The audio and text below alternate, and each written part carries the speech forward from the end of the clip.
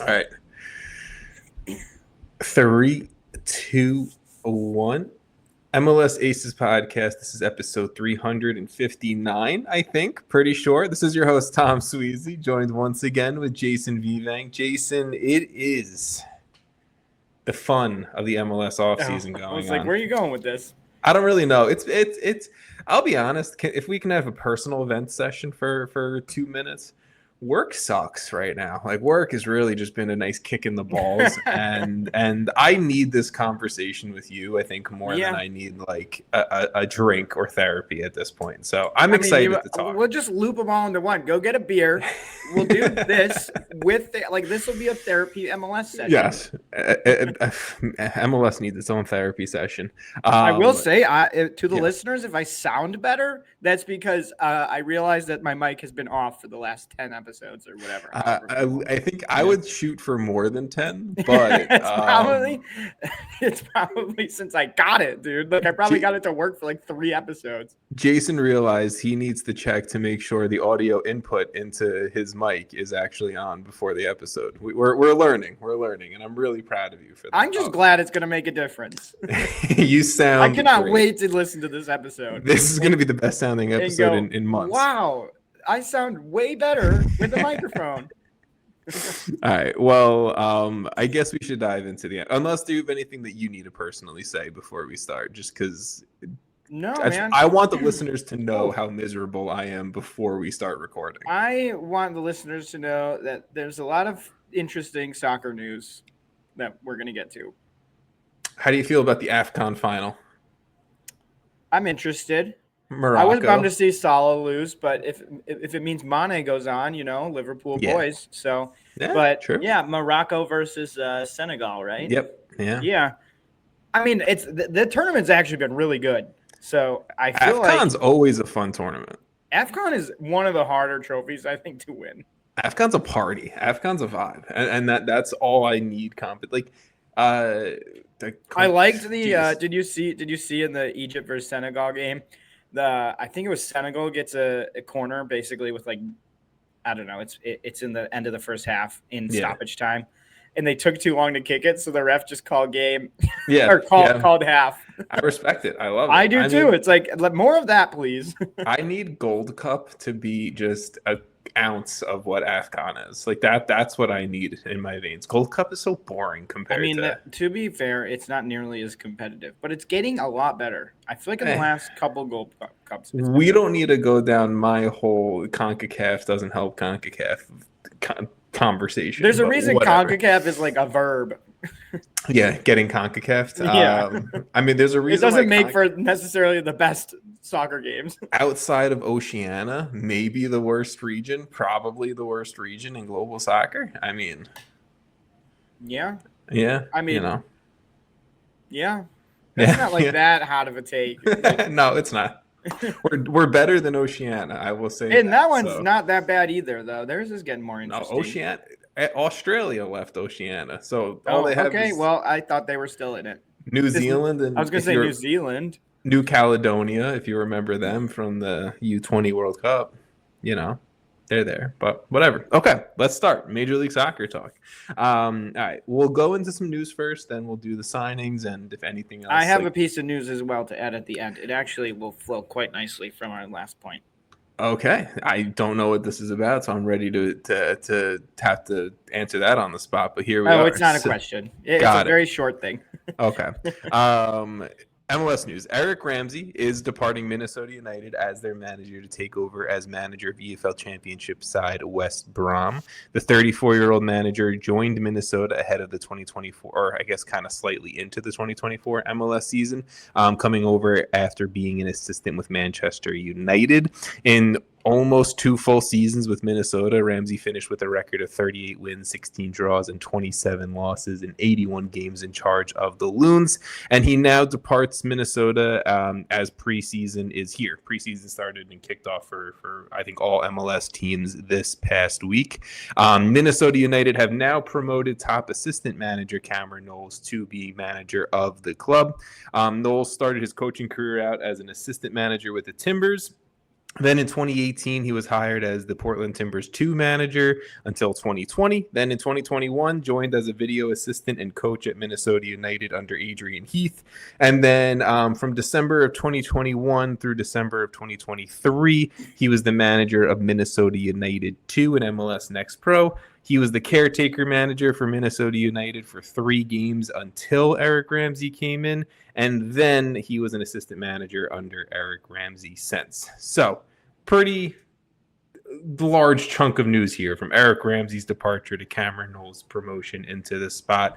I don't really know which specific route we want to go with it, but if you just want to start with your Ramsey thoughts, we can go from there. Yeah, I mean, I think the Ramsey stuff, and you could probably go back to when he was hired, and we talked about it. This was sort of the writing on the wall. I don't think it should really come as much of a surprise that he's leaving. I think, the timing also. I was going to say the timing doesn't make a ton of sense, but it actually does. It does, yeah. Yeah, it actually really does make sense. Actually, it makes a lot of sense for Minnesota to have this happen to them now too. I think this was. I don't know. I don't have any hot takes on this because this was always going to happen. I think him going back to Europe, him going back to England specifically, was going to happen. I think the West Brom job is interesting. They sit in 18th right now in the championship and are somewhere, obviously that's below half. He's got some work to do there, but really what he needs to do is not get them relegated. Then he'll go into next year. That's pretty much it. Yeah. Yeah. The stakes, I guess, are not high for what he's going to have to go do, especially because let's see their points. I think they're there's points. Yeah, they're Sheffield Wednesday still at -7. Oh God, they're in a relegation battle of some sort. Really, this should be tough for him to get relegated. And hopefully they improve. I think he's a good manager. I hope he has more success because I think his success in starting out as his first job at Minnesota is a positive thing. It kind of goes back to the last 2-ish episodes where we talked about some manager hires of younger managers who potentially can kind of jumpstart their careers in MLS. It can be sort of not only for players, but for managers as well. A stepping stone league. I don't know. A starting off point, I think. It's not too surprising. I think we're gonna see it, right? He's in his early 30s, had success in 2 seasons, didn't win a trophy, but I think his team was one of the more fun, exciting style of he team also was that we saw. Immediately good. Yeah. There was 100%. He came in a couple weeks. 3 if it was season, Cameron Knowles managed for 3 games. Yeah, so he basically had no offseason. Immediately got this team. Minnesota was a good team regardless in that, but what he was able to do was definitely above what was probably expected of him, especially with how he came in. He was a major, and this is no shot at Adrian Heath. I like Adrian Heath a lot as a manager. He was a massive step up from what Adrian Heath started this club as in their MLS era. And so I don't have much to really disagree with you on or add to the Eric Ramsey take. It'll be sad not to see him more. Good luck with West Brom. He gets to go manage 2 Americans at West Brom. Shout out George Campbell and Daryl DK. But we will, I'll maybe not closely. I'll follow West Brom a little bit more because I know Eric Ramsey's there. My take or my opinion of this was the hire of Cameron Knowles to replace Ramsey, right? I like it. To me, it's when we had the conversation of LAFC and when we were bringing up Mark Dos Santos' name of a guy in the locker room, the players know, the players like, the front office likes. He's been trusted in the organization. He's been there a while. Keep the consistency and the success. You're not changing too much. Yeah. You're keeping what has already done well with Minnesota, and Cameron Knowles was a large part of setting up Eric Ramsey's team in 2024 pretty much to what it is now, especially if the players like him and the coaching staff or the rest of the coaching staff likes him and whatnot. I think it's a smart move to bring him up into promoting him into that role and giving him his first real shot as manager. Again, he's been an MLS Next Pro manager twice. He's managed Minnesota United for 3 games. This is the time to really get a shout and see, if he can do it, how he can do it, and hopefully continued success for him and Minnesota. I don't know if you have any Cameron Knowles takes, but I mean, I like that he's 43. I looked it up, so still pretty young. Yeah. I think I agree. Like when you have a team that's already pretty good, I don't think they need to make some big stretch for a manager. And also, this guy has earned it. Like he earned his shot. He's basically been in the, like you said, MLS Next Pro for a couple of years. He's gone from Portland as an assistant to Minnesota as an assistant. He's been around MLS for 14 years. 14 years. Okay. Yeah, that was way long. I honestly did not realize that was 14 years ago. It was 2012. Okay. Yep, and that's sad. That's sad. I think it just feels right, I guess. Yeah. And I hope he does well. I agree. I'll also be curious in Eric Ramsey's progress. But for Minnesota, it seems like the logical move because I don't think this is a team that needs to go out there and find some. They don't need to find another Eric Ramsey. Yeah. No, and that's the thing, right? From not every club. And we're getting closer and closer now to the start of training camp. Yeah, and keep that consistency there for sure. And that's what I was about to say is not every club can promote from within, right? You have to have, I think, success and a culture built, and then maybe you could promote from within, right? It's Wilfred Nancy leaving to Columbus. Yes, they didn't promote from within, but they're keeping that same kind of culture. It's LAFC, Cherundolo leaves, Mark Dos Santos steps up. Eric Ramsey leaving, Cameron Knowles has been there the entire time with Ramsey. Let's promote him up and keep that consistency. For Colorado, right, it's different. Yeah, and I was going to say, for a team we've talked about a decent amount this offseason is DC, and it's different. They're doing it the way they should be doing it, which is not the same situation at all as Minnesota or LAFC or whoever, For sure. I went Colorado just because they went for another young I felt like European DC, manager. We've given enough love that we could kind of be they need to make more of a stretch. Yeah, exactly. Well, I guess what I'm saying is if things go well with Matt Wells with Colorado, right, and he leaves in 2 years because it could be a very similar track to Eric Ramsey, you would hope maybe an assistant under Wells can then step up into that type of deal. But assuming that it goes well. Yes, in the assumption, is able to establish a winning culture, because I think especially with Minnesota, Eric Ramsey established clearly a right way of doing things. Yeah, his system, his style. Exactly. And so then you can take an assistant and do that. Yeah. It really comes down, there's a reason, I'll just bring up DC again, that they've kind of churned through some coaches. The Fire have done the same. They went through a bunch of coaches before landing on Greg. You need to find the right coach to be able to do that.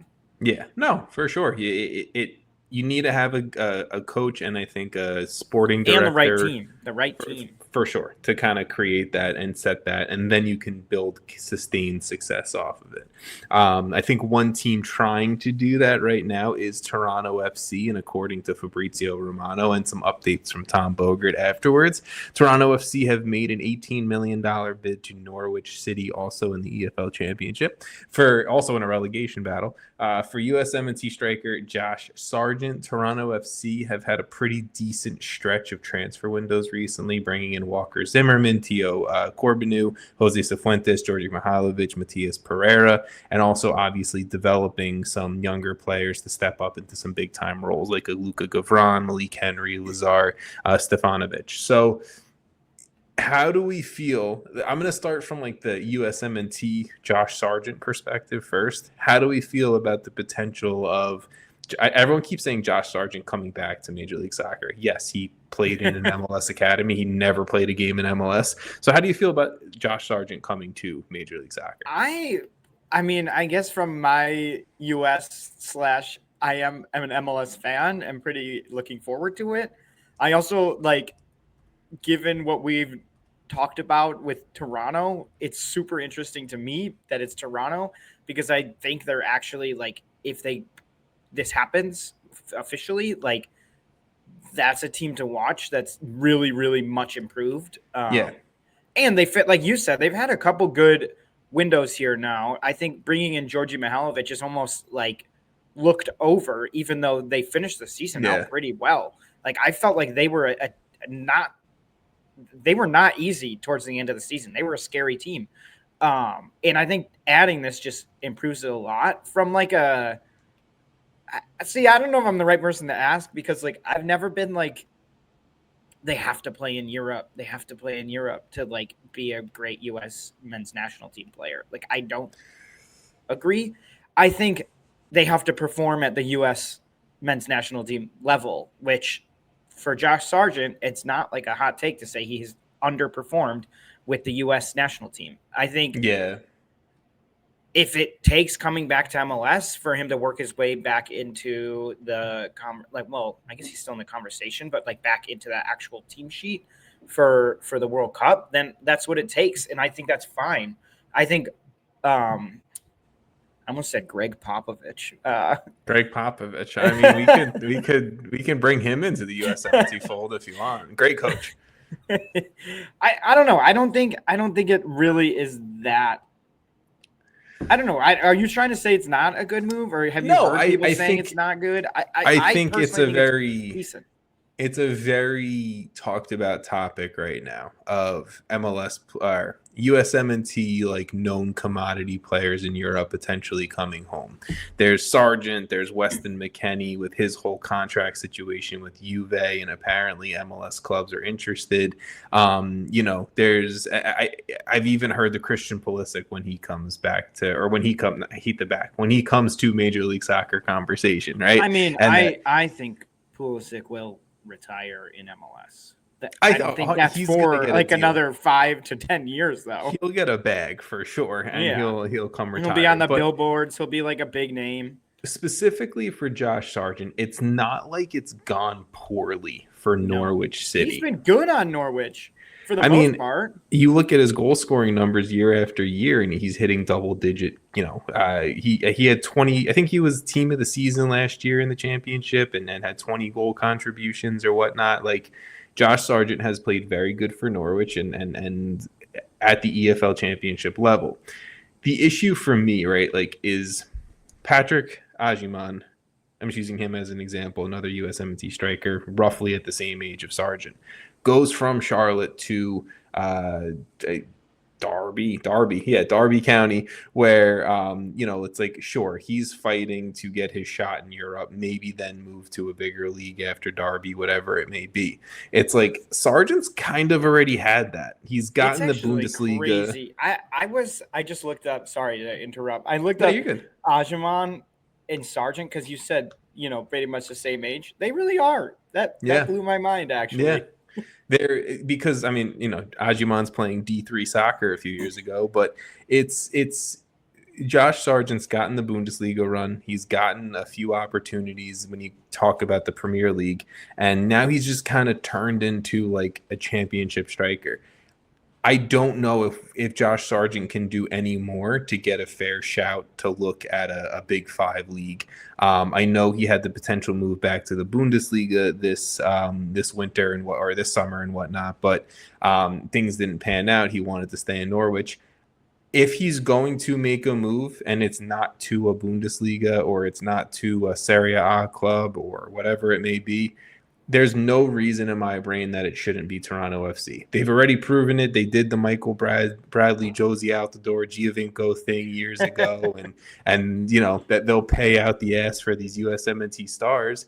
And it worked out for them. And if you can recreate that almost with Georgi Mihailovic and Josh Sargent and Walker Zimmerman and you know what I'm saying? Like, I'm not against it. I think there's people who are going to be against it because there's going to be the anti-MLS people who are obviously against it, but like, I don't know. Like, I've always been on the side of I'd rather him be. I mean, he's playing consistently, but if they get relegated, I don't want him playing in League One. Like, yeah. Well, if Norwich got relegated, Josh Sargent's getting sold no matter what, right. And that kind of leads into the second point of the conversation of like, apparently, could it be could it be a Bundesliga team? I would probably prefer that, but as an MLS fan inside of me, I wouldn't. Is it bad that, like, to me, it's like if you're not playing at like a top 3 team in Germany, like, is it that much different than Major League Soccer? Like, I don't know. Maybe I think it is. The for pressure me, probably it's is. like That's an unfair statement. It definitely is different because, like, if you have to go play Bayern at Bayern, like, that's a big deal. Yeah, and I will say though, like, if he's going to be sitting on the bench playing 30 minutes a game for a Bundesliga side, or he could be playing 90 minutes a game for Toronto, I'm picking Toronto. Like, as a fan of the U.S., I think people should want him to be playing as where he's going to get the most minutes and be able to develop even more. Because sure, he's entering his prime, but there's a lot of growth he can still get to. Yeah, and a potential move back to Europe if things work out well enough. Yeah, if he comes to MLS and gets 22 goals or something, like, he could go right back. He would easily be a top 5 striker in the league if he like Emmanuel Latte-Loth was third leading goal scorer in the championship before Atlanta United paid a shit ton of money to bring him over. Like it would be the same. And I mean, not the best example. Well, it's similar league, similar age. No, I know. Yeah, but he did not succeed very well. I'll give him a year necessarily on him. I'll give him a year or two to see. Was lacking. The also interesting thing, right, is he would be the third if I think Norwich did not accept the $18 million bid. They want more money, obviously, shocker, whatever. But he would be the third highest transfer fee ever in league history at 18 million. So, it's interesting to see all of this play out. Apparently, according to Tom Bogert, Josh Sargent wants to move to Toronto. I don't know if it is maybe also a World Cup motivated move, but I don't think if he comes into Major League Soccer and he's scoring right off the jump, that would hurt in any type of way. But who knows? I don't know if him scoring a shit ton of goals in MLS versus a shit ton of goals in the championship makes that much of a difference if he shows up for the USMNT and falls flat. But yeah, I think for the US team with Sargent specifically, it's do it with the US team at this point. Like we all know the talent, we all seen the numbers, but now go score. That's not translating for some odd reason. So, and I think they're somewhat running out of time. I will say Ricardo Pepi just broke his forearm and he's been on fire for PSV. So maybe there is an opportunity for that should be healed by. But hope. Yeah, I mean, you miss out on a lot of time. You hope. Yeah, I don't know how. You don't need your forearm to play soccer. No, fuck it. Fuck that forearm. All right, so we are both in favor of Josh Sargent coming to Major League Soccer, specifically Toronto FC, and I think that puts Toronto in a position to skyrocket in the Eastern Conference. Yes, no, maybe so. I was like, I was waiting for any. Are we both? Yeah, no, I'm like, again, I think I'm going to be if Sargent is on Toronto at the start of the MLS season, I'm very much looking at them as a playoff team. Okay, just a playoff team, not closer to the top. I would put them like top 4 in the East. I want to see it before saying that because I think top 4 in the East is that's no fun. Yeah, but top 4 in the East. Okay, no, then I'll just say no. I won't put them top 4 in the East. That's fine. I just like to have fun. Is that's like reserved for teams that are very, very, very good. All right, well, we will see what Toronto looks like. Although a lot of our East teams are falling off the. A lot of the powerhouses are falling. Like what I started looking at it, and I was like, well, Philly, I don't expect to be there. Cincy, I don't really know what they're trying to do. Miami New York City, no. Higher. Charlotte is Charlotte. Like they're going to be solid, but I don't know. Yeah. Nashville will be good. Nashville, I think Nashville might be the second or third best team in the league at this point, but we will. Chicago, probably 4th or 5th best team in the league. That's not true. All right. I'm going to keep it moving. Toronto, that would be cool. It'd be good for Sargent, I think. I like it. Bring him, not back home because he'd be going to Canada, but bring him back home-ish. North America, right. Back home to North America. One player who might not be playing in North America in 2026 is Chucky Lozano for San Diego FC. So sporting director and general manager Tyler Heaps spoke to the media during the opening few days of San Diego's preseason.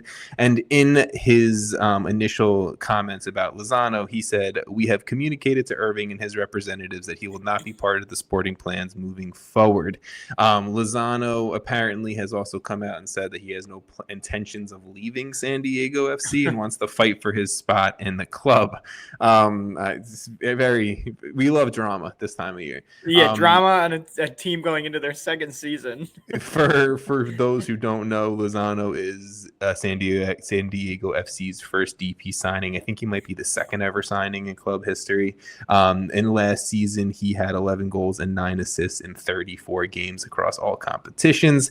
The star Mexican international winger fell out of favor with manager Mikey Varas towards the end of the regular season. Apparently, some stuff behind the scenes off the field happened. Eventually, he made his way back into the team for the postseason, played a little bit, but never at the same kind of minutes level that obviously I think you expect a profile of Chucky Lozano to play for your team, especially as one of your designated players. Jason, Chucky Lozano, we hardly knew ye in Major League Soccer. That's where I'm at. He's a designated player. You expect a lot, and it comes with the price tag, and it comes with the name, and it comes with the everything surrounding it. And like you said, it's a San Diego team that was in their first ever season. Like, if he stays, he's going to have, like, I think earn it is a good way to say it, because he's not walking back into this 11. Yeah, but the hard part about that is, like, you can earn it if you're playing for fucking Napoli because there's no salary cap. If you're playing for San Diego FC, your salary's eating up, and you're eating up a DP spot. It's not they can't be patient with him. I get that, but like, I mean, from San Diego's side of things, why would you want him back? You're, like you said, you're paying him a lot of money. You're not getting your money's worth. No, especially if you don't plan on playing him, right? Like, sure, this could all end fantastic with rainbows and sunshine, and he apologizes and earns his way into a starting spot, and he's a star in the field. He's had 20 goal contributions in his first year, like he was last year, right? But I don't foresee that kind of really rolling out. It seems like San Diego, from the ownership group down to the coaching staff, is like, we have how we want this team to run, and we don't care if you're Chucky Lozano or if you're some 16-year-old kid in the academy. Like, this is our standards. It's also a team that, like, they're clearly run in a way that they have lofty expectations. Yeah, they have standards, and if you don't hold yourself to it, we don't care who you are, you're gone.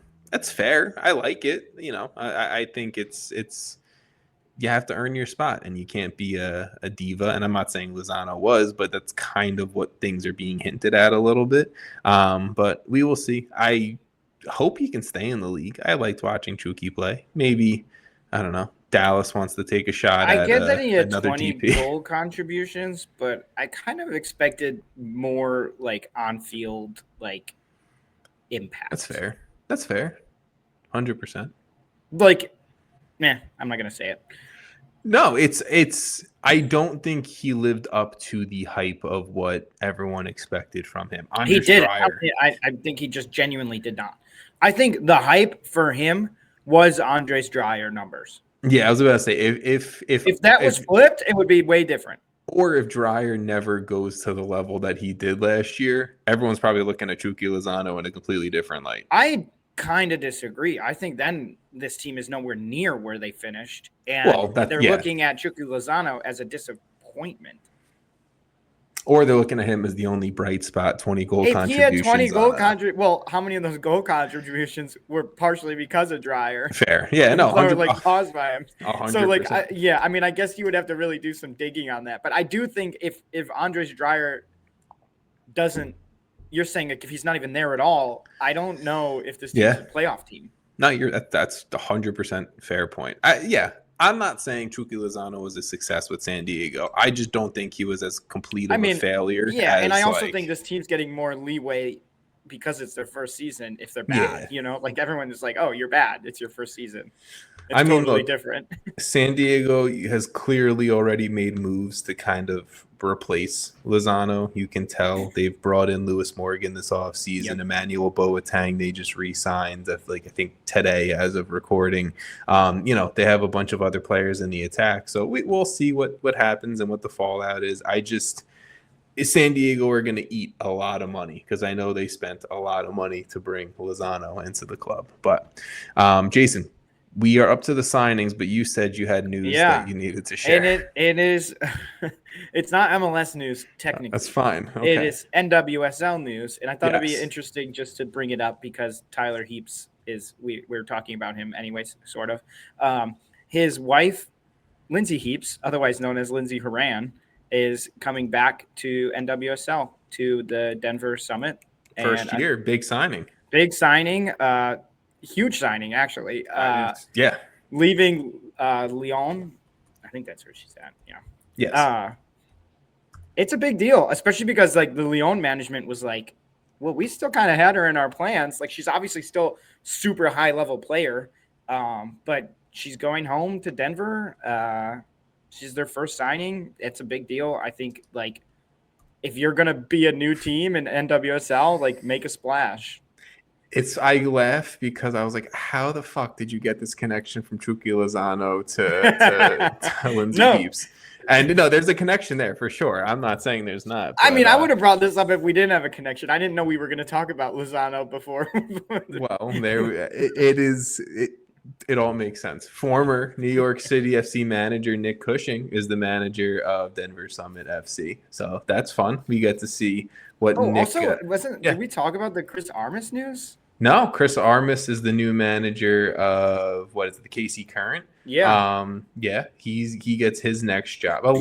I like seeing the cross. It's a crossover episode. I would like to see it the other way as well. I think that would be cool, interesting, and it's going to take a club or whatever organization group out there to probably take a jump and be the first one to do it. But it's not even that much of a jump. There's some good managers in NWSL. Technically, Nick Cushing was the Man City women's manager, and then he coached somewhere before New York City FC, and now he's going back to the women's side of things. So, look, shout out Chris Armas for his next job, Long Island boy. You gotta love it. And then Sam Coffey going to Manchester City. Speaking of that. So I will also say, I feel like Vlatko, before he went to the U.S. Women's National Team, could have been a MLS hire.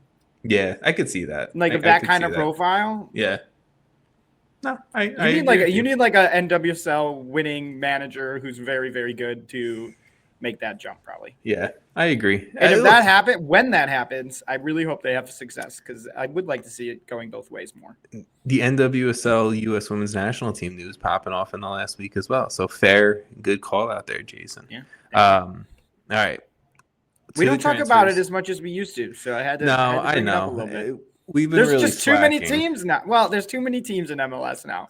We don't get the same on non-MLS, whether it's USL or NWSL. We've really just been dropping the ball. It's really that's on us. We've been MLS and men's national team pretty much nonstop. Yeah, but now it's literally a 365-day news cycle. 100%. There's another 30 moves from last weekend.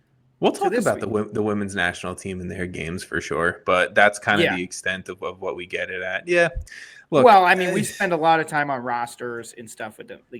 I'm not saying we need to switch. I think people there's already enough to talk about. I'm not trying to add a ton of shit more. We just need to add a second episode per week, so specifically dedicated. We've tried. It's been an attempt. I've tried probably 3 or 4 different times. It's been an attempt, folks. It gets tough. The scheduling me once a week isn't the easiest fucking thing in the world. Scheduling me, just us scheduling once a week. There's a reason we're doing this on Thursday night. There's a reason the listeners are hearing this on a Friday or whenever they're listening. Exactly. And it's why the drop date for the podcast or drop day of the week has changed. We have gotten better. I shouldn't say that. We have not gotten that much better, but we're not horrible at it. We're not. No, we're good. We're good. We will go on a stretch every once in a while, but we're good. I think that's what happens. We kind of like we miss one, and then it's like spirals a little bit, and then we get back on track. I don't know the last time we missed more than 2 weeks in a row, so that's good. Yeah, there was like 2 or 3 years ago. I think we missed like 5 weeks in a row in season 2 in like the summer. Dare us how dare us not get paid for this? And hey, we're growing. Thank you to the listeners. Viewers specifically. Views have been blowing up on YouTube. Thank you to both. Okay, if you're in your car right now and you can't pull up YouTube, I still love you. You know what? That's fair, because I listen to a lot of podcasts that specifically talk to the viewers, and I listen to podcasts while I work, so I don't. I'll be honest, and this is probably not the best thing to say as a host of a podcast that's also on YouTube. I don't understand how people just sit there and watch YouTube videos of us talking. You know what it is? It's probably people like with it on in the background, but then I'm like, you're listening to a podcast. So maybe I like listening on Spotify. Like I'll listen to podcasts at work. I'll put my AirPod in, like one of them, and just listen to a podcast. I'm not going to like have YouTube up on my phone because what am I watching? I'm just staring at two dudes. I mean, look, we're pretty cute, so I would listen. I would watch if we could. All right. That's why. That's all of our viewers. They're like, ooh. That's it. Okay, I'm transitioning to signings, and I'm gonna start with the Tom Bogert official moves. Okay. Because I feel like that's probably the biggest piece of news. They're also the most fun to talk about, but then actually there's some really big ones still. But we there's some good stuff. But let's start with what San Jose has cooking right now. Tom Bogert is reporting that the San Jose Earthquakes are close to signing German international striker Timo Werner to a designated player deal from RB Leipzig. Obviously, the very well-known striker that's played in the largest leagues in the world is fallen out of place with RB Leipzig and now is looking for a new home to get consistent minutes, play, all that fun stuff. But the 29-year-old has 57 caps for Germany. He's won Champions League, Europa League. He's won the German Cup, Super Cup, Confed Cup. He's been around a while. He's scored a shit ton of goals. Very well recognizable name. And I think coming to the league in a time where Heung-min Son and Thomas Mueller and all of these, and Rodrigo De Paul and all of these larger names are kind of making this move over. I absolutely love this. And if anyone is negative about this, I think you're just looking for reasons to be upset. How can you be upset about this? There's people that are just saying it's a DP signing at striker and it's not going to actually, like, their defense isn't going to get better and they're not going to do anything. This is a great take. I'll say this. I actually I don't think this is like the Thomas Mueller or Heung-min Son because he's 29. Like, this guy, Son is 33, and he's still killing it, right? And he's incredible. Thomas Mueller coming over, he's what, 36, 35? 30. He was 35 when he came over, technically. He's killing it. I mean, there's no way they didn't talk. Like, he didn't talk to Timo Werner. Like, you would think German buddy is like, hey, how's it over there? And I think they're like right next to each other city-wise, kind of. I mean, I think this is an awesome move for MLS as a whole. Like, forget about for a second what it means for San Jose. For MLS, this is a great move. You, San Jose. No.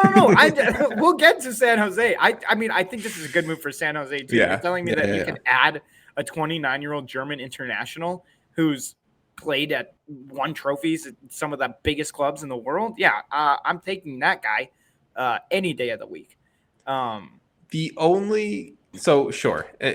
I think it's big for Major League Soccer. It's the type of profile you probably want to go after. It seems not to always draw comparisons to the past, but right, like Bruce Arena, he brought in his Robbie Keane. Like, this almost seems like his Robbie Keane. If you told me that Bruce Arena would be coaching Timo Werner in San Jose 3 years ago, I would have said that the world end. Like, what year is it?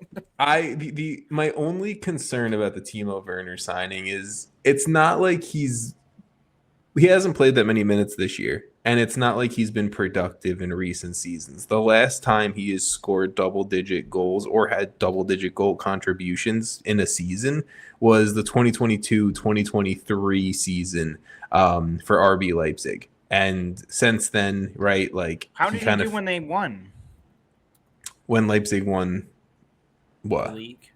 He might have been. I think he doesn't have a Bundesliga title to his name, so he might have been on loan at Chelsea or Tottenham. So I don't know which, or right, he was at Stuttgart before that. He was yeah. So he didn't look. The Premier League did not work out for Timo Werner. It is what it is. The Bundesliga definitely was his wheelhouse, and I just don't think he's had a place in Leipzig's plans. And yeah, you need a spot to go play, and he's probably getting paid. It's kind of crazy to me, man. I don't know. Like the more I look into his stats and stuff, like you're saying. Sure, there's like, oh my God, Transfer Market's like the worst website ever. It's so slow. I love Transfer Markets, but it's so slow, bro. Love it, but so slow.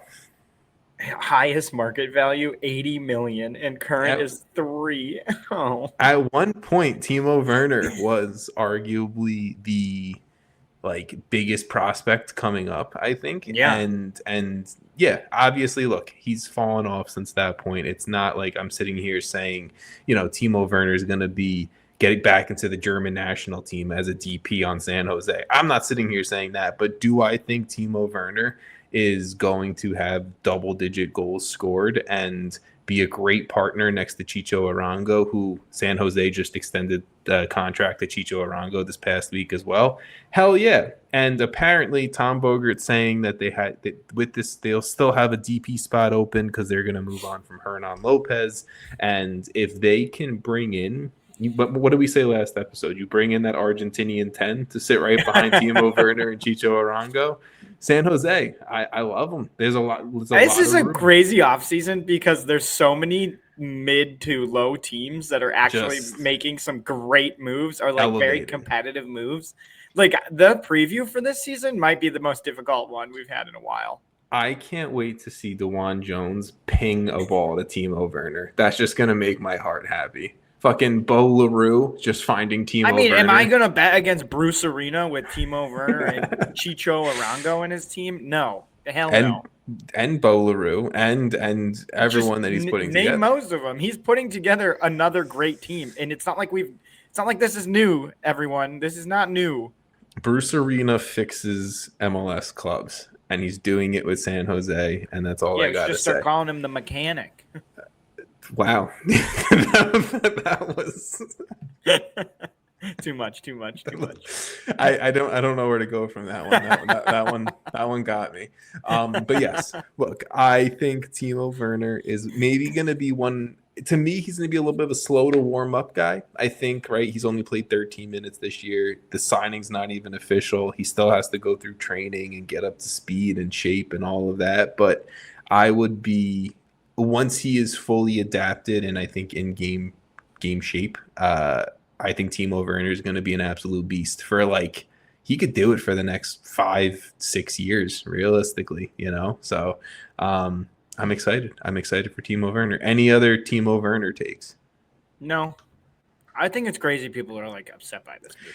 I just think people are saying like it's like one signing isn't going to mean much or do much, which is fine. I get it, but get over yourself. I mean, we've seen one player make huge impacts on teams for a long, decades. Yeah, league's different, but I don't know. I think San Jose is going to be good. I'm not too, or better, I'll say. I'm not too worried. I think if you're a San Jose fan, you can't be unhappy by this. No, you shouldn't be. And if you are, then again, I think you're looking for excuses to be upset. But yeah, if you're a San Jose fan and you're upset, I will just quickly say, talk about the treatment of players that come through your academy, because God, they do an awful time at taking good young talents and developing them and putting them on the first team.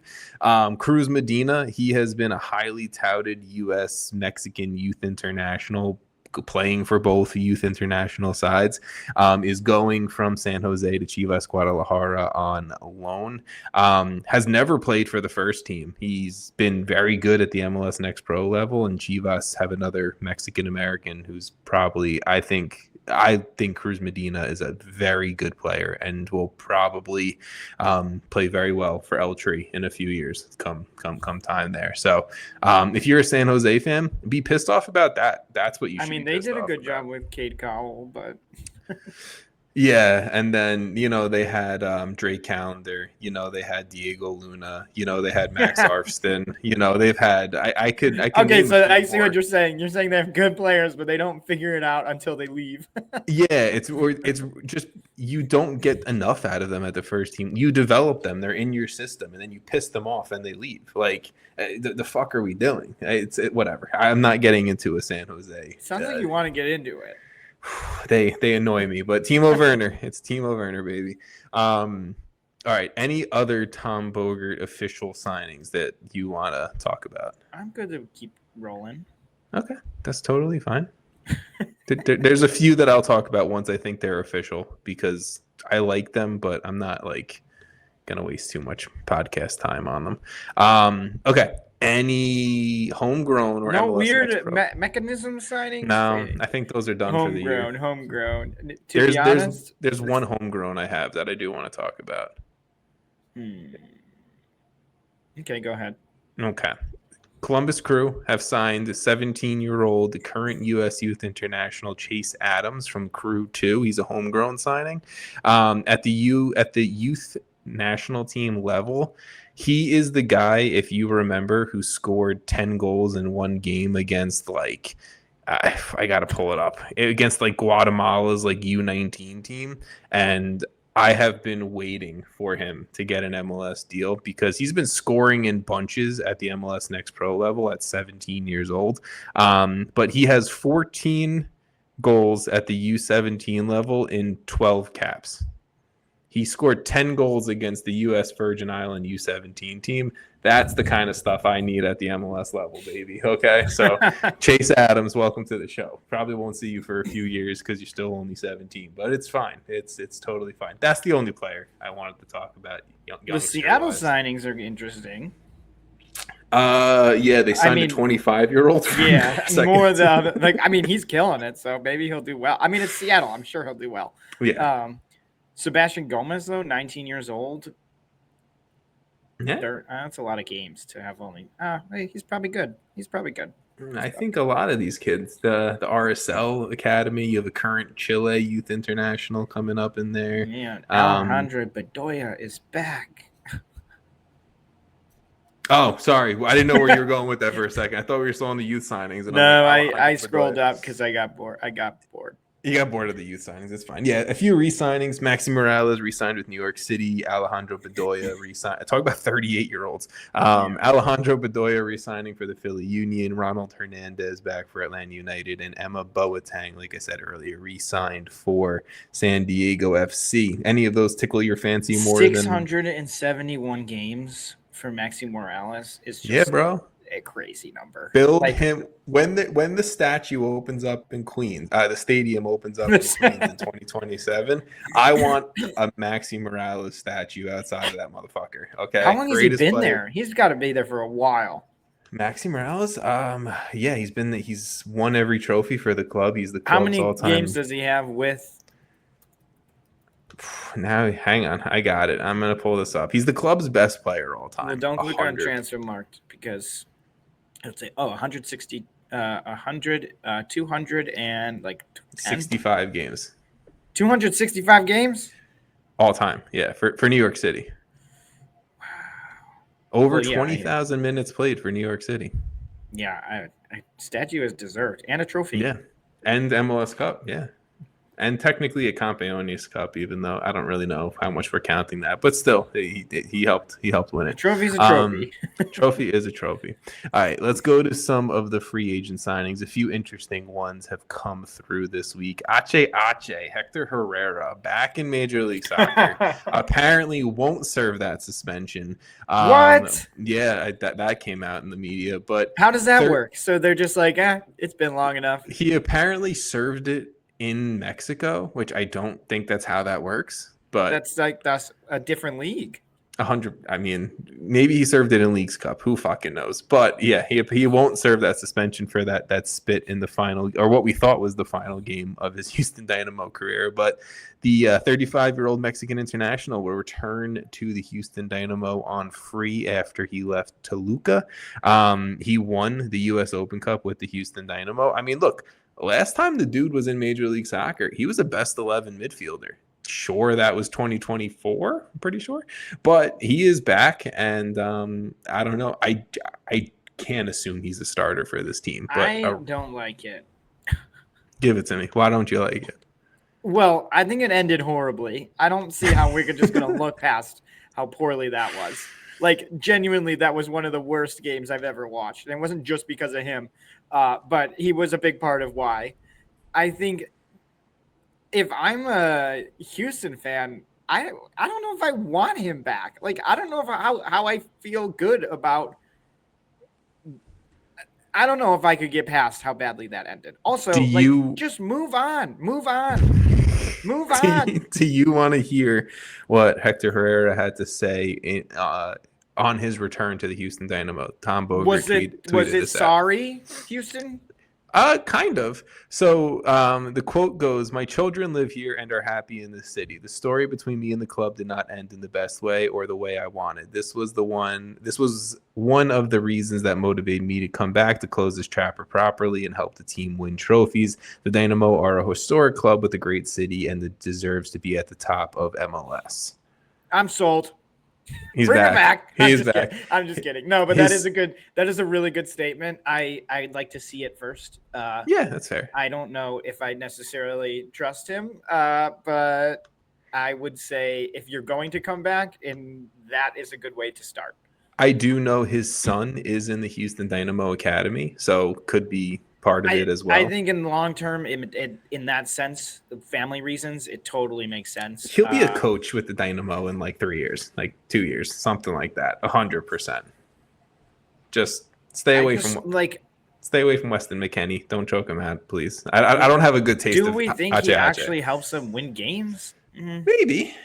You know. I would say maturity if I felt it belonged. Hector Herrera was pinging balls from the lower midfield. Like, I'm also not going to forget how only 2 years ago he was fucking fantastic. You could also say 2 years ago, not only 2 years ago. Like, there's two ways to look at it. You could go only 2 years ago he was doing that, or also that was 2 years ago.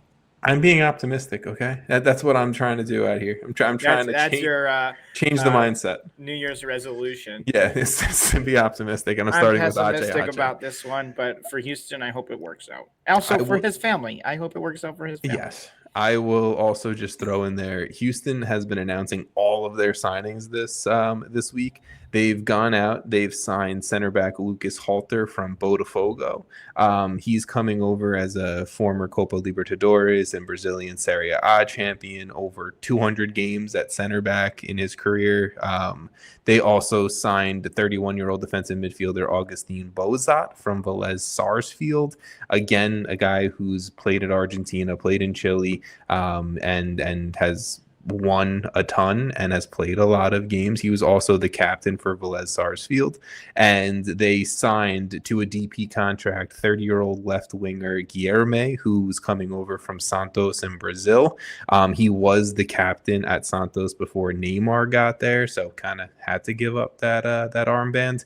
But he had 24 goal contributions in 48 games for Santos this year. So Houston weren't doing anything, and then they're like, yeah, we're just going to announce all of our signings in the same week. So new DP winger, they were just getting things across the board. 2 new central midfielders coming in, and a new center back for the Houston Dynamo. Does that change anything in regards to Houston for you? I'm not saying they're not going to be like an improved team. I was more thinking, I don't know how much Hector Herrera is the okay. He'll play some minutes. I could be wrong. I think also if he brings that attitude that it sounds like he's going to try to bring, there's a lot of positivity he can do for the younger players. So I love the spin you're just really going with right now. It's been a long week, guys. I will say this about all of the moves for Houston. I like that they went for talent clearly, but they're also going for guys who have been captains or like in leadership positions. Maybe Ben Olsen's looking for that kind of quality in the locker room. So there seems to be a little bit of a trend. I like it, and I guess we will see. Any other free agent signings? I mean, I don't know if any of these are worth like really talking about, but there's some like they're not like bad signings. Just list. You don't need to go deep. Just give me one or two that like you like. I think Daniel Rios to Montreal. Yeah, a guy who was bid on a competitive team in Vancouver, played a lot of games last season, could have an impact there. I think replacing Brenner with Tom Barlow, probably a downgrade for Cincinnati. Sorry, I had to. Sorry. I love you. Tyler Boyd, that's a blast from the past. Going to LAFC. I don't know how much playing time he'll get there, but he might be a decent depth piece. So funny enough, right? Like Nashville waives Tyler Boyd, like I think it was like middle of last week, end of last week, and like 5 days later he gets signed by LAFC off of waivers. Right after LAFC announces that Jacob Schaffelberg is going to miss the first few months of the season because he has like some kind of like. Well, context matters, everybody. There you go. So Jacob Schaffelberg and Tyler Boyd reuniting at LAFC, and probably only because Schaffelberg's going to miss a few months. So that's where we're at with those. I'd say Robert Voloder, I feel like isn't a bad signing for the Red Bulls. I think if any team's going to get something out of him, like it could be them. He was playing a little bit better. I don't think he's bad either. Like I think I like it for the Red Bulls. I think that's a good spot. There was at one point when Voloder went to Sporting Kansas City that I was like, this was a big miss, like a huge miss. No, go ahead, finish. And last year, I think like by the time mid-season came around, I was like, yeah, I think he's developed into like a pretty okay MLS starting center back. He's only 24, so I don't hate it. Well, that's what I mean. He's only 24. He's probably going to get better, and I like the center back room of the Rebels. Like I think Justin Shea, Noah Ile, Tim Parker. Like I can see him improving quite a bit in this system. And with these guys around him, I think he's definitely getting minutes. At this point in MLS, if you're like even the second tier of player, you're probably getting minutes because of the amount of games and stuff. But I actually do. I think for him and for the Rebels, this is a move that actually might be my most favorite free agent move. I will say you named so many free agent moves and you missed the only one that I really wanted to talk about outside of Ache, which is Oliver Larraz. I thought you were going to talk about him anyways. 24-year-old central midfielder. He was a stud with the Colorado Rapids too a few years ago. Rapids brought him up to the first team, and I think he's been a very good rotational piece, spot starter for the Colorado Rapids over the last 2 seasons. And now he gets to go join a Vancouver Whitecaps team where he's gonna get some rotational minutes behind a Kubas or a Berhalter. Ralph Priso probably will play center back and central midfield next year, so we will see there. But Larraz is gonna get minutes. He's gonna go play under Jesper Sorensen, who gets the most out of his guys, and I just like this. I just don't know if I'm ready to have a Vancouver conversation until I really know what's going on. Yeah, so the whole Tristan Blackman thing, he reported for training camp today. I think homie just wants a new contract after winning Defensive Player of the Year, and he should get it. So, I get it. Just do a little holdout, you tease a little thing, and you want more money. I mean, if you're going to get a guy who's a spot starter / bench player, someone who played 38 games last season is probably a good call. Yeah, 100%. All right, let's go to the transfers because I feel like we have to hit a few of these before we get Before we get to the really big one, I will just say Kellen Acosta going to free agent, leaving the Fire. Yes. Kind of sad for me. I think friend of the pod, we've always been a huge Kellen Acosta podcast. We love him. He's awesome. I loved having him in Chicago, and he had one of the coolest moments in probably the Fire history.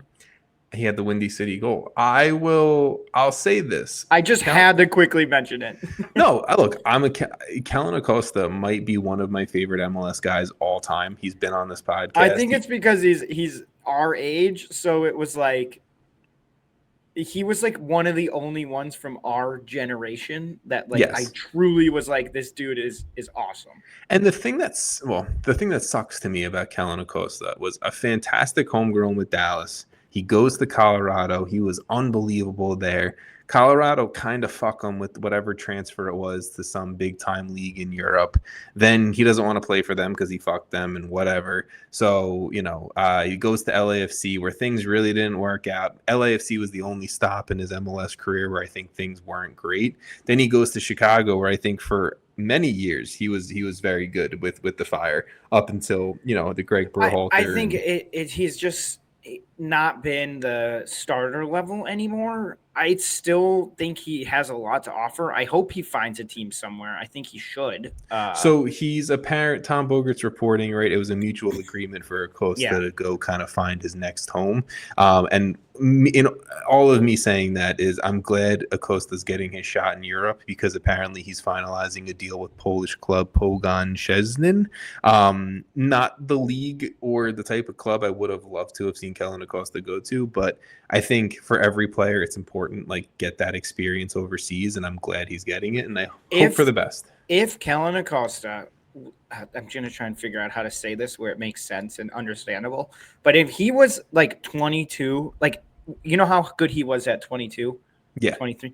If he was that player in that age in 2026, he'd be in a top 4 or 5 league in Europe. I wish. Dude, does that make sense? I think he was almost too early to like the MLS boom.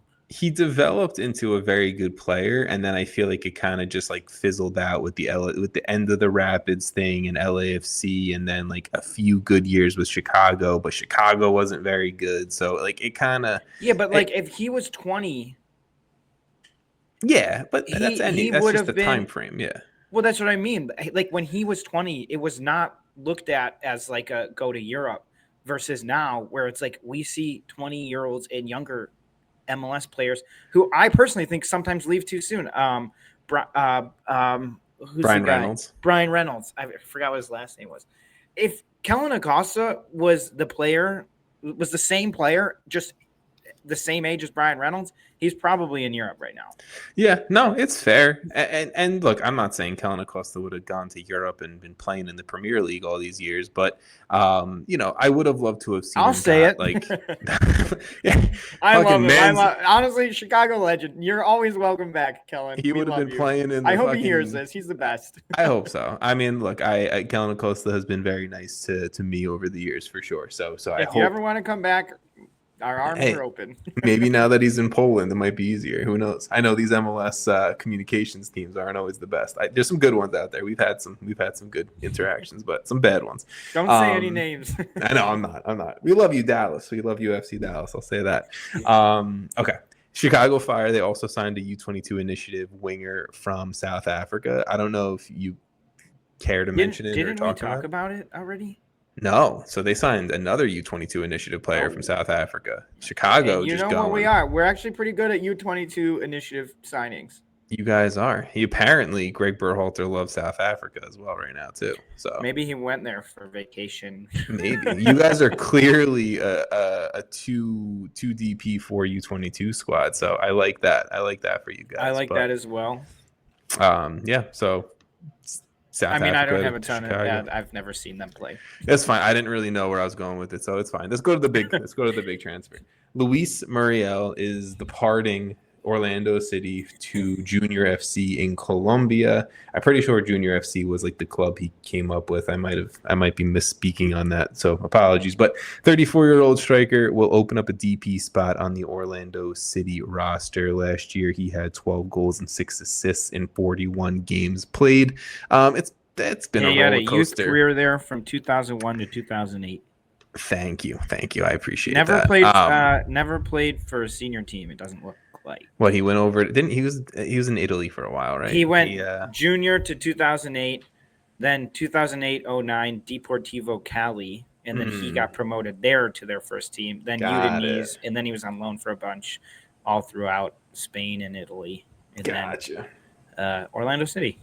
Well, the more important thing, I think, for this move is it was a roller coaster of an experience with Luis Muriel in Major League Soccer and for Orlando. And now he opens up a DP spot for Orlando City. So Orlando City now and Oscar Pereira now have a ton of flexibility to kind of do what they want with this. I don't really know where I would sign a DP, to be perfectly honest, but maybe that leads them down the U22 route for this club. But I think a U22 route is probably the best route, because unless you're getting like a DP, I mean, you could go for another DP striker unless you're the striker depth isn't amazing, but I think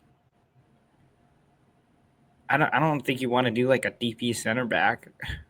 No, I don't know. It's tough for me because it's like, you should, I guess you're hoping Duncan Maguire is, 2023 Duncan Maguire. Yeah, 2 years ago Duncan Maguire, whatever that year was. Martin Ojeda had the team record in goal contributions in a single season last year, so you just need him to be at his level. Pasalic is there. They bring in Brian Ojeda next to Atuesta. Like, to me, I think it's very clearly like sign maybe 2 more U22 dudes that you feel good about. Maybe one at center back and one at striker, and kind of roll it out. I don't know.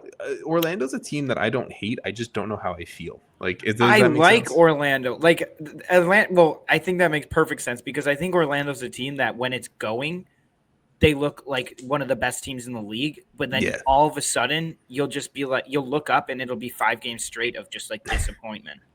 They've lost three. I don't know how else to describe it. Like, there was, and this season alone, multiple stretches where I was like, are they going to win MLS Cup? And then also multiple stretches where I like, they might not be a playoff team. Like, I don't know what that's on. Like, I think for Luis Muriel, this is kind of a bummer, because when Muriel, Ojeda, Atuesta, Pasalic, all those guys were on, they were so scary and so much fun to watch. Like, that game versus Miami in the Open Cup, I think it was.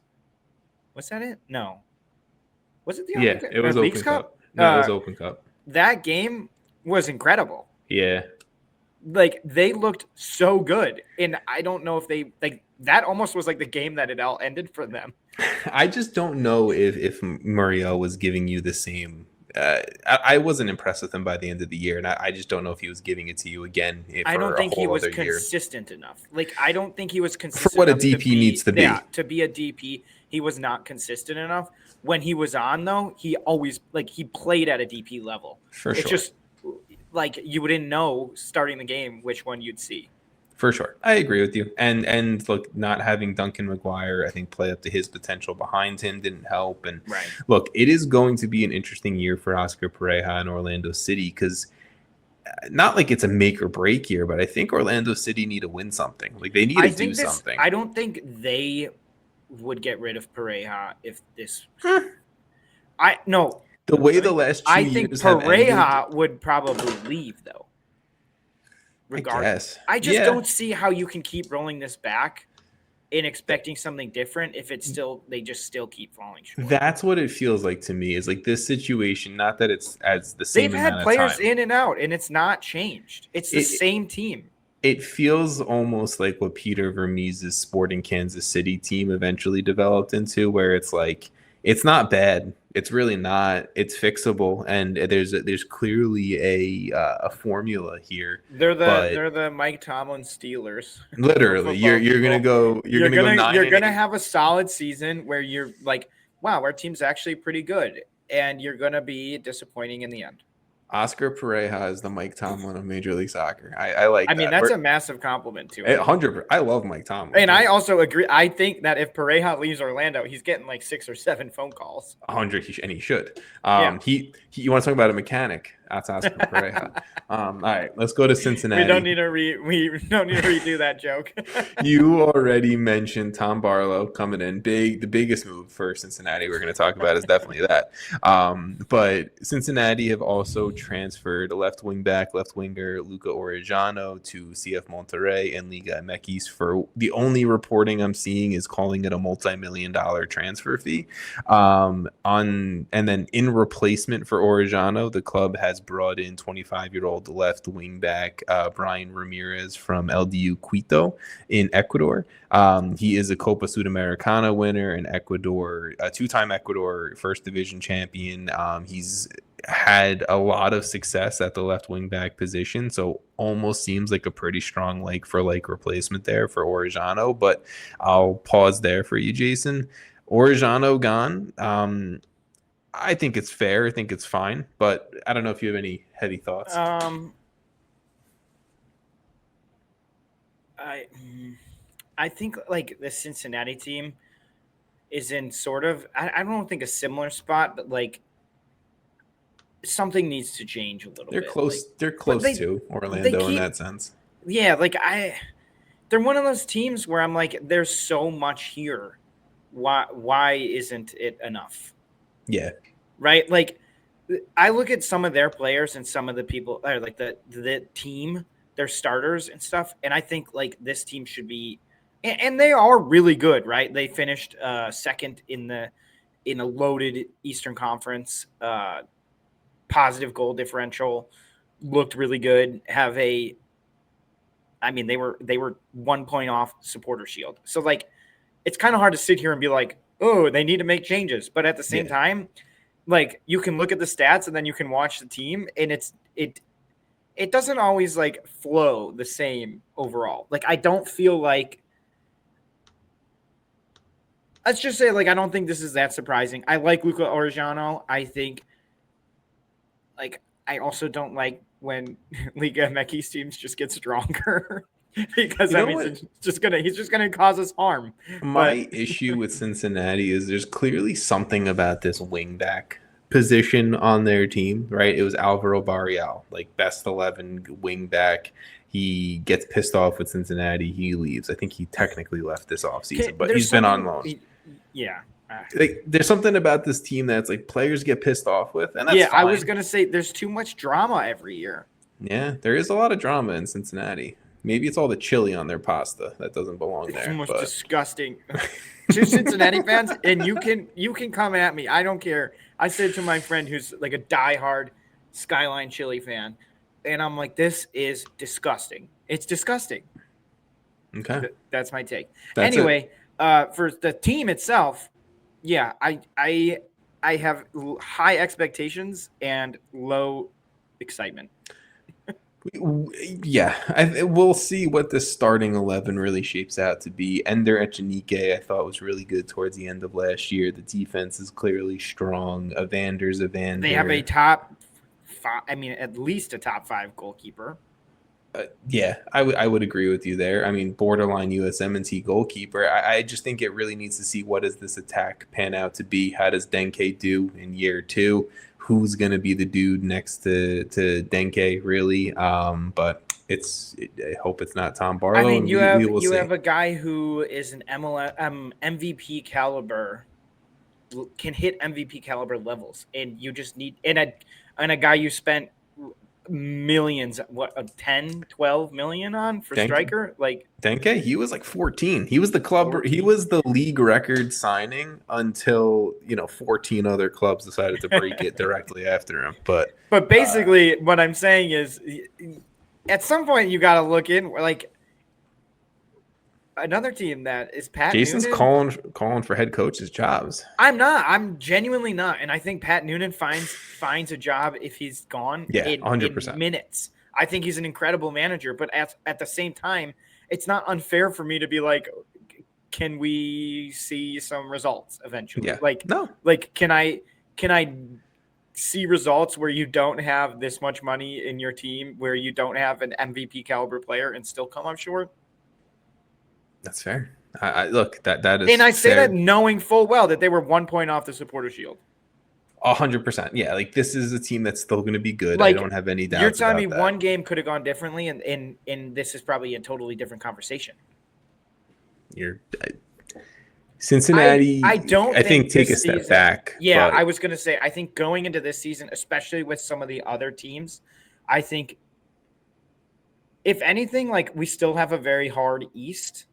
It's just spread out more. Like, yeah, I the think East is now, still more competitive. I think when we had like, oh, these teams are like in a tier of their own. It's now like a much broader tier of good to great teams. Yeah, I agree with you. I think there's Miami, and then there's like probably 10 to 15 other. There's 10 other teams that could probably. I think there's Miami, then there's Nashville, and then there's everyone else. That's kind of how my brain's operating. But I think with the TFC potential moves with Sargent, I think DC, like we've talked about, I think the Red Bulls are going to be back to be solid team. Orlando will be good still. It's still Oscar Pereira. Chicago's still going to be solid. Columbus, Cincinnati will still be good. Yeah. There's no reason to think Columbus is just going to fall off a cliff. Charlotte's still going to be a solid team. If not, Charlotte might be better. I don't know. Another year with Zaha. Who knows? Philly, I think, drops off. But, like, I think you have a lot of competitives to good teams. For sure. If Cincinnati finishes 7th, I'm not going to be surprised. I'm excited to do our season previews in a few weeks. We're getting closer and closer to that time.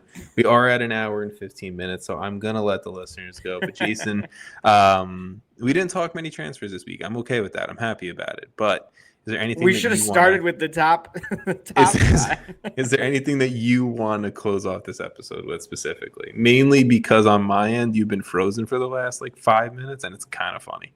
Oh no! Wait, can you hear me still? I can hear you. My end too. I can hear you totally. Why did I froze with my mouth open too? Unreal.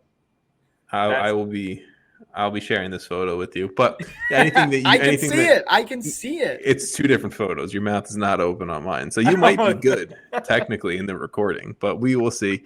Anything that your frozen head wants to say? I'm pretty sure the videos on YouTube are just going to be me frozen. I'm sorry, man. It's a crappy computer. But your audio got fixed, so that's the real win. That's the real win. You care about the podcast. Yep. Yeah, 1 step forward, 1 step back. All right, everyone listening, thank you so much. Jason, thank you once again for recording with me, and we will talk to you guys next week.